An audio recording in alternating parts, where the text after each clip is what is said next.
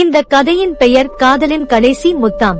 சின்னஞ்சிறிய ஊரான மணலூரில் மரங்கள் நிறைந்த ஒரு சிற்றூரில் கார்த்திக் மற்றும் அனிதா வாழ்ந்து வந்தார்கள். கார்த்திக் ஒரு ஓவியர். அவன் பூமியின் அழகை தன் தூரிகையால் படம் பிடிப்பவன். அனிதா ஒரு இசைக்கலைஞர். அவள் இசையால் இதயங்களை கொள்ளை கொள்பவள். இருவரும் ஒருவருக்கொருவர் மிகவும் நேசித்தார்கள். அவர்களின் காதல் ஊரின் அழகை மேலும் அதிகரித்தது. ஒரு நாள் அனிதா திடீரென உடல் நலம் குன்றினாள். மருத்துவர்கள் அவளுக்கு ஒரு அபூர்வ நோய் இருப்பதாக கண்டறிந்தார்கள். அது அவளின் உயிருக்கு ஆபத்தானது என்றார்கள். கார்த்திக் தன் காதலியை காப்பாற்ற எந்த முயற்சியையும் மேற்கொண்டான். ஆனால் நோய் அவளை விடவில்லை.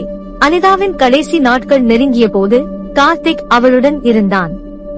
ஒரு நாள் அவள் அவனை அழைத்தாள். கார்த்திக், என்னை ஒரு படம் வரைந்து தர முடியுமா?